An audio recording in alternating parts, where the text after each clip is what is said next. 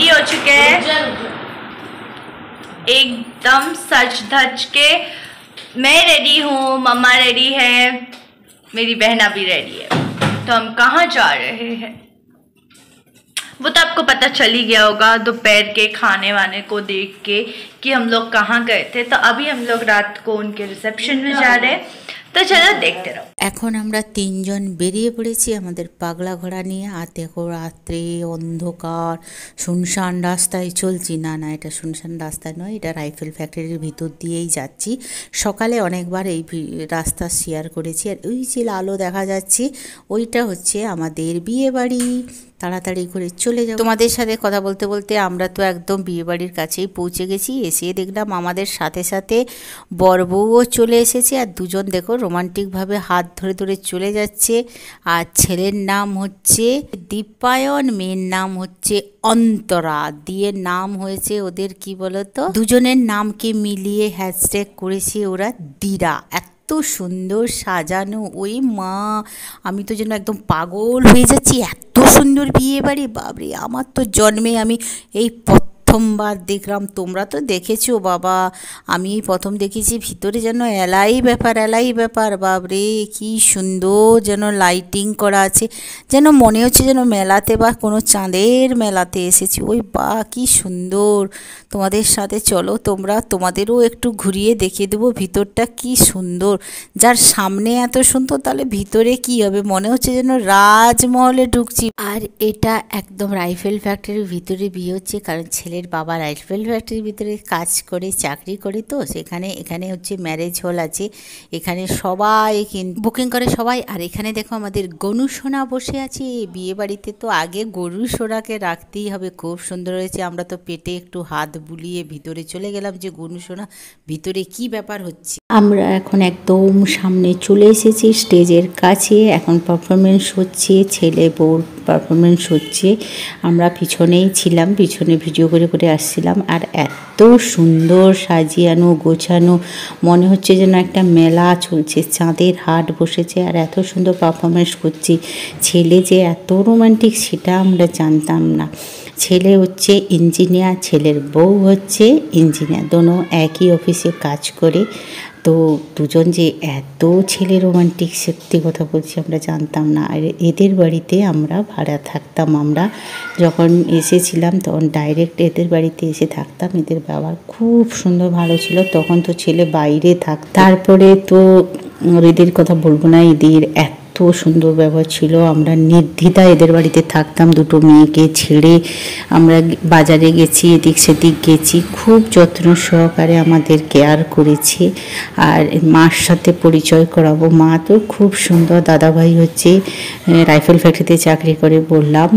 দু ভাই, ছোট ভাই এখন ইঞ্জিনিয়ারিং পড়ছে, সবে ভর্তি হয়েছে, 1-2 বছর হলো বোধহয়। যখন ছেলে বাইরে হরিয়ানাতে থাকতো, পড়াশোনা করতো, তারপরে যখন প্রথম আমাদের সাথে বাড়িতে এসে দেখা হলো, আমি তো প্রথমেই দিদিকে বলেছিলাম যে রামকৃষ্ণ একদম ডুপ্লিকেট।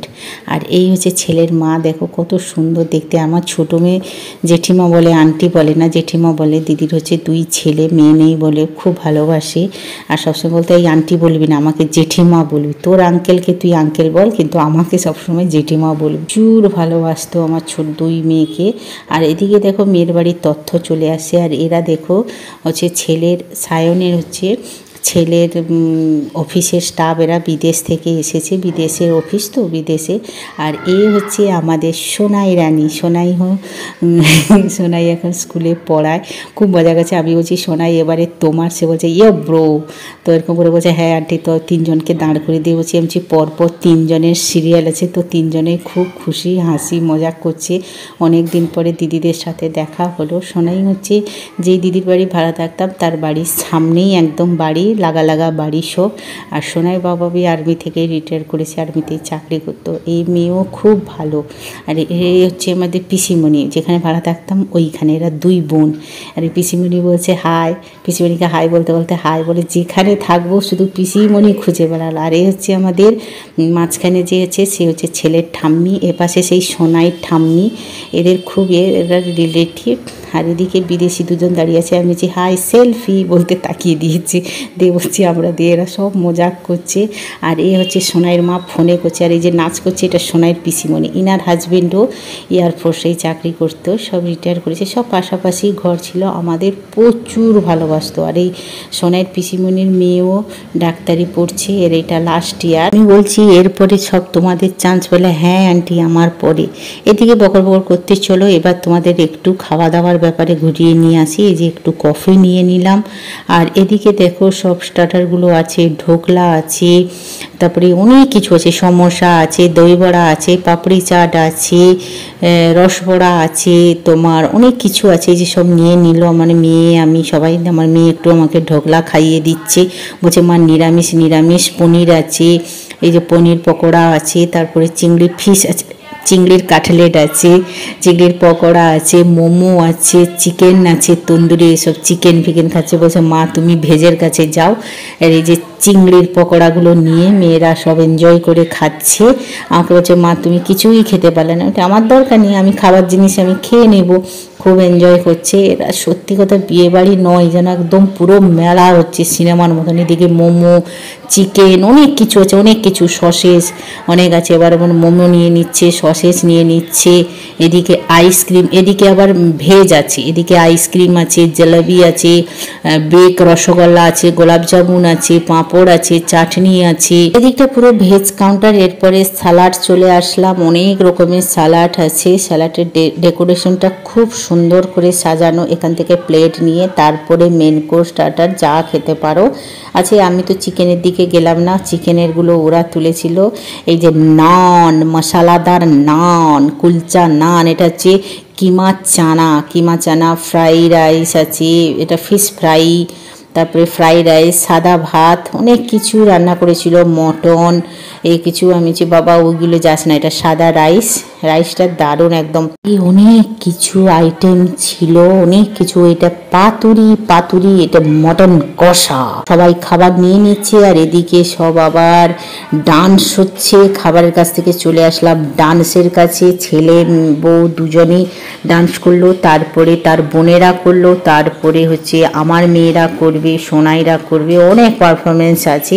তোমরা শুধু দেখতে থাকো, যেন হচ্ছে মেলা। এটা মেয়ের বাড়ি থেকে সব চলে এসেছে, এখন সবাই এসে এই যে ছেলের মা শুধু ঘুরপাক খাচ্ছে। অনেক গরম লাগছে, নাচানাচি করে হাঁপিয়ে উঠেছে, তাই ব্রাউনি উইথ আইসক্রিম খেতে চলে এসছে। তো আমার ছোটো মেয়ে বলছে ভাই ব্রাউনি নেই, শুধু আইসক্রিম দিয়ে দিল, দিয়ে দুজন এখন এনজয় করে খাচ্ছে। আমি বলছি আমি একটু তোদের ক্যামেরা বন্দি করছি, বলে দেখ খাবারের ক্যামেরা বন্দি করতে নেই, তুমি অন্য কিছু তোলো। সত্যি আমরা বিয়ে বাড়িতে এত এনজয় করেছি। এইবারে ছেলের হচ্ছে পারফরমেন্স আছে, কি সুন্দর সুন্দর সব গানের উপরে পারফরমেন্স করছে। গানগুলো দিতে পারলাম না, কারণ বিশাল বড় কপিরাইট খেয়ে যাব, কিন্তু গানগুলো এত সুন্দর বাজছিল, আর ছেলেও এত সুন্দর ডান্স করছিল, মনে হচ্ছিল শাহরুখ খান ডান্স করছে। ওই বাবা, ছেলে যে এত রোমান্টিক, সত্যি কথা বলছি বন্ধুরা, আমরা জানতাম না এত রোমান্টিক। আমাদের সঙ্গে তো কথাই বলতো না, আর আমিও তো বেশি ওর সঙ্গে কথা বলতো না, ও তো বাড়িতে থাকতোই না যখন এসেছিল। তারপরে তো আমরা চলেও আসলাম। আসার পরে কিন্তু আমরা বাড়ি গেলে, ওদের বাড়ি গেলে আমার দুই মেয়ের সাথে কিন্তু খুব গল্প করতো। ওরা ভাই বোন এত ফ্র্যাঙ্কলি ছিল, এত সুন্দর। ওরা গেলে তো আর ফালতু কথা বলে না, পড়াশোনা নিয়েই আলোচনা হয়। আর এদের মা বাবাও খুব সুন্দর, সত্যি যেমন মা বাবা তেমন ছেলে দুটো হয়েছে। এবার আমি সকালেই বলছিলাম তোমার লাইন ক্লিয়ার হলো, এবারে ছোট ভাইকে এখানে বলছিলাম, ছোট ছেলেকে, ও বলছে আমার এখন অনেক দেরি বাকি। আমি বলছি তাহলে বর দাদা যখন ইঞ্জিনিয়ার এনেছে তুমি আনবে ডাক্তার বউ, বলে দেখ আন্টি, ও আমাকে প্রথম দিদি বলেছিল। আমি যখন প্রথম ওর ঘরে থাকতাম তখন আমাকে ওর দিদি বলেছিল। এবার ছেলে পারফরমেন্স হয়ে গেল, এবার তার রানীকে নিয়ে হাত ধরে আসতেছে, ফুল দিয়ে প্রপোজ করবে, এত সুন্দর রোমান্টিক। ওই মাই মা, মনে হচ্ছিল যেন একদম আমরা সিনেমা দেখছি বা যেন চাঁদের পরিতে বসে আছি, এত সুন্দর লাগছে। সত্যি আমার মনটা ভরে গেছে। আমার এত যে শারীরিক কষ্ট ছিল, মনের মধ্যে একটা কষ্ট, শরীরে ব্যথা, সবটা কিন্তু দূর হয়ে গেছে। আর এই বিয়ে বাড়িটা আমাদের 1 বছর ধরে প্ল্যানিং ছিল। আমি যখন অপারেশন হয়ে বাড়ি ফিরে আসলাম, দিদিভাই ফোন করে বলছে তাড়াতাড়ি তুই সুস্থ হবি মীরা, আমার ছেলের বিয়ে আছে, না আসলে কিন্তু তোর হবে না। কিন্তু এতটা আনন্দ পেয়েছিলাম যে আমরা বিয়ে করাতে যাব, করব, সব কিছু প্ল্যান ছিল। কিন্তু আমার হাজব্যান্ড আমার পড়ে গিয়ে ওর পায়ে প্রবলেমের জন্য আর যাওয়া হলো না। ওরা এসেছিল বাড়িতে, এসে তো দেখে অবাক হয়ে গেছে, বলে তুই বললি না কেন? এবার কী হয়েছে বলে তো, আমিও জানতাম যে হয়তো আমার ছোটো মেয়ে বলেছে, এই জন্য কনফিউজ হয়ে আর বলি না। আর কত বলবো, হাজব্যান্ড পড়ে পড়ে এত লোককে বলি না, সত্যি লোকও খারাপ ভাবে যে কত পড়ে ছেলেটা। সত্যি আমাদের যে কি হচ্ছে কপালে সেটাই বুঝতে পারছি না। চলো এইসব দুঃখের কথা ছেড়ে দাও, এখন এনজয় করি। আমার মনে হচ্ছে কথা বলতে ইচ্ছে করছে না, শুধু ওদের চোখ ভরে দেখি, অন্তর জুড়ে দেখি, আশীর্বাদ করি বাবা ওরা অনেক ভালো থাকুক, সুস্থ থাকুক, সারা জীবন এরকম আনন্দ সহকারে এনজয় করুক লাইফটাকে। সবার কাছে আমার অনুরোধ, যে যে আমার ভিডিওগুলো দেখবে তোমরা এই নব দম্পতিকে মন ভরে আশীর্বাদ করো, এরা যেন খুব ভালো থাকে, এদের দাম্পত্য জীবন খুব সুখের হয়। ভালো মানুষের সবসময় ভালো হওয়াই উচিত, এরা সবসময় হ্যাপি থাকুক, এনজয় করুক লাইফটাকে, এই কামনা করি। আর বক বক করবো না, তোমরা মিউজিকের সাথে তোমরা শুধু বিয়েটা এনজয় করতে থাকো। কি কি হলো, কি কি করলাম, সবটুকু তোমাদের সামনে তুলে ধরেছি।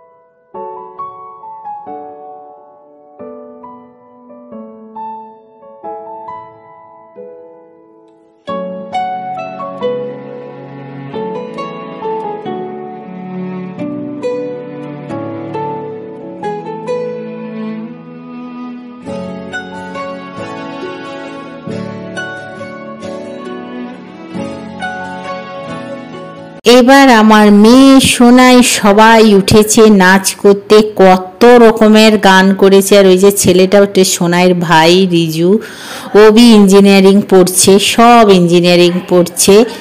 আর এই দেখো সবাই এনজয় করছে, প্রচুর নেচেছে। শুধু আমার ছোটো মেয়ে যা উঠলো না, ও বলছে না আমি, সবাই যদি নাচে তাহলে ভিডিওটা কে করবে। ছোটো মেয়ে করেছিল, আমি করেছিলাম, খুব এনজয় করেছি পুরো।